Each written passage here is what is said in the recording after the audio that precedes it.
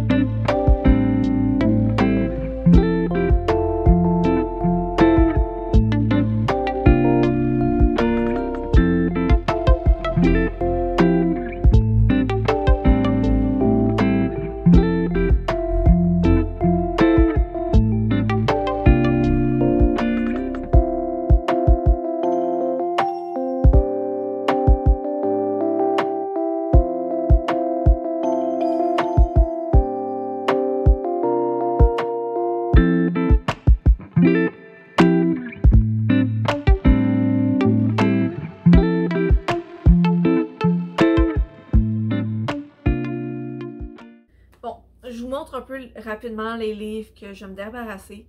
Il y en a moins que je l'aurais souhaité. C'est que je faisais le tour de ma bibliothèque, puis il y en a plusieurs que j'hésitais à me débarrasser, mais je suis comme, ok, je suis pas encore rendue au point où ce que je sais à 100% que je vais pas le lire. Tous ceux que j'hésitais, je suis comme, soit je me disais comme, ça me tente quand même encore un peu. Il y a encore une partie de moi qui veut le lire. Ou les autres, c'est, je les ai reçus en cadeau, ou quelque chose. Fait que à chaque fois, il y avait une petite partie de moi qui était comme, t'es pas encore prête pour ça. Fait que c'est ça. Pour l'instant, ben, j'en ai sorti 6 de ma bibliothèque.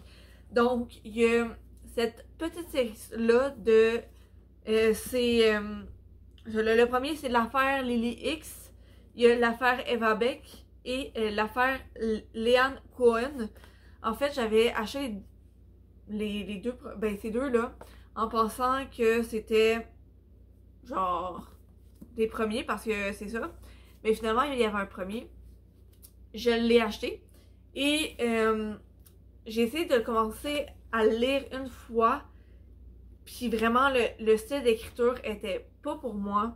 C'est principalement à cause des temps de verbe parce que j'ai. Excusez-moi, il y a eu une notification de mon ordinateur. Ben ça, c'est. Tous les temps de verbe, c'est genre principalement au passé. J'essaie de trouver un exemple, mais en parlant, j'en trouve pas là. Ça, tout en riant, elle le poussa gentiment pour le faire décrocher de sa folle idée. Il faillit en tomber de son tabouret. Elle rit davantage. Après s'être installée confortablement, il réitéra sa suggestion. Fait que, moi, quand c'est ces temps, pour vrai, j'ai vraiment remarqué ça dans mes lectures, quand c'est pas au présent, je me souviens plus c'est quoi le temps de verbe que c'est, mais quand c'est à ce temps de verbe-là, je suis pas capable de m'embarquer. Je trouve que c'est comme, je sais pas, j'arrive pas à embarquer, fait que là, ben, si je suis pas capable d'embarquer dans le premier tome, ben, je pense pas que j'ai arrivé à rentrer dans la suite, même si je trouvais que la série, elle avait de l'air bonne, parce que c'est un peu, de ce que j'ai pu en comprendre, c'est un peu policier, mais avec un peu une certaine romance, parce que le premier tome, je voulais rapidement le résumer, le premier c'est l'affaire Lily X. Donc, le corps d'une jeune femme est retrouvé dans un marais de bayou sauvage à la Nouvelle-Orléans. Le lieutenant Wilcox de la Louisiana State Police sollicite l'aide de Leanne Cohen à Montréal.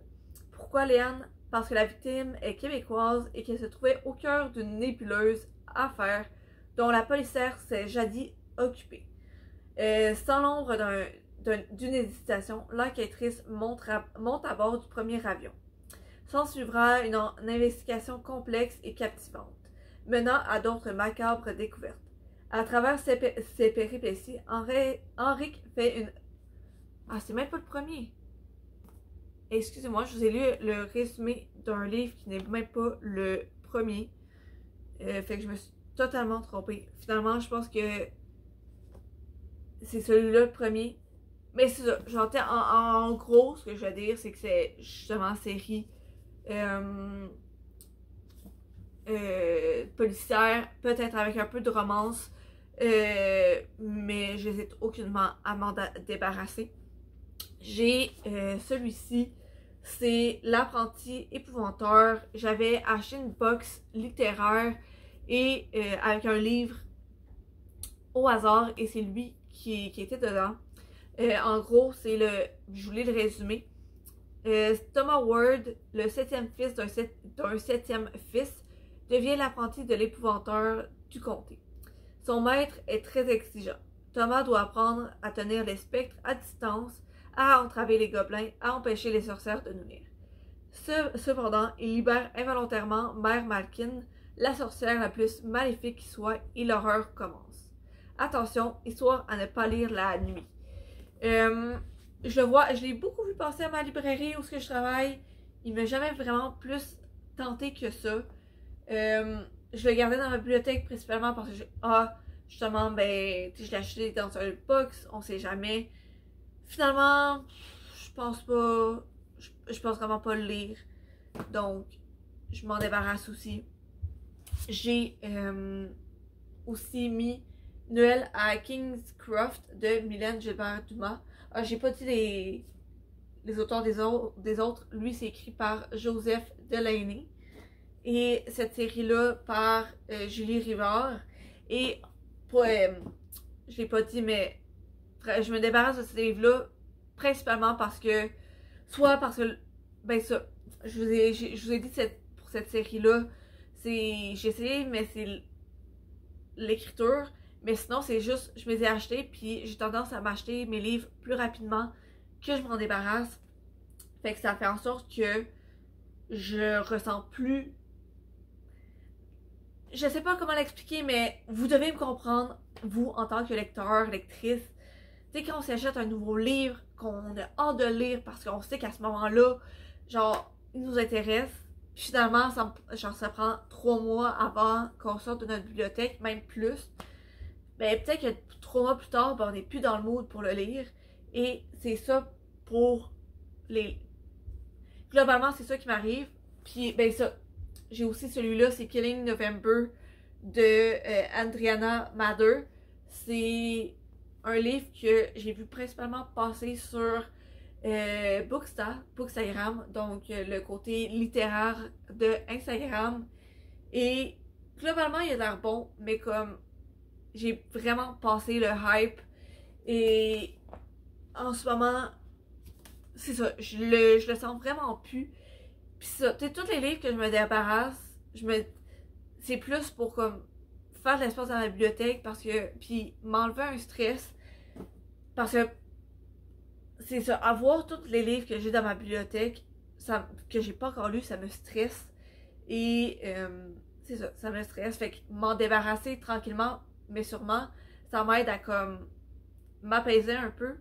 Puis ça m'empêche pas de les emprunter plus tard à la bibliothèque si jamais. Donc c'est ça. Et finalement, j'ai Noël à Kingscroft de Mylène Gilbert-Dumas. C'est... bon, je vous lis rapidement le résumé. Décembre 2020, Clarisse, qui a ses 6 filles, élève seule les 4 plus jeunes dans la maison de sa grand-mère aux abords du hameau de Kingscroft sur les hauteurs des cantons de l'Est. Raymond, patriarche affectueux, coin-cœur brun, mal commode, vit dans la maison d'à côté. Tandis qu'il s'évertue à transmettre à ses petites filles les traditions de Noël, Clarisse, dans le secret de son cœur, ne cesse de penser à Rabi, son autre voisin, parti pour un long séjour dans sa Syrie natale. Le voyage a pour but de contenter sa mère, qui compte pour lui trouver une épouse, tout en affrontant les imprévus qui viennent l'un après l'autre chambouler ses projets de réveillon. Clarisse se remémore leur histoire.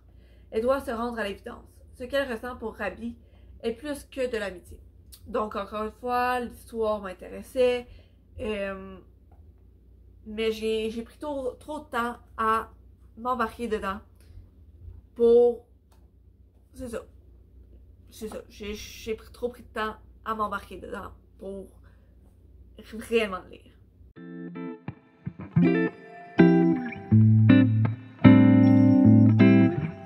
Bon, finalement, la place où j'ai été, ils n'étaient pas intéressés à reprendre mes livres. Fait qu'à la place de leur laisser, je les ai repris. Puis je me suis dit que j'allais aller les porter à un endroit que je sais qu'ils vont servir. Donc j'allais les porter à mon milieu de stage. Tous les profits qu'ils font, ben, c'est pour leur activité. Fait que je sais que c'est pas juste pour du profit.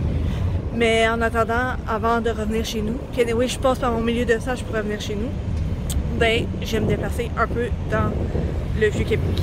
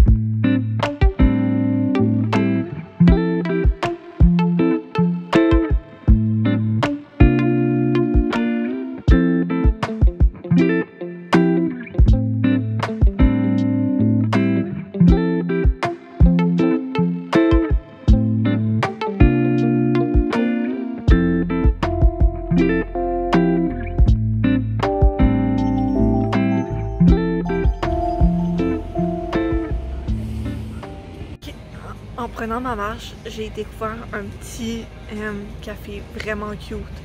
Puis il y a une terrasse à l'extérieur. Je vous montre ça rapidement parce que je trouve ça vraiment cute.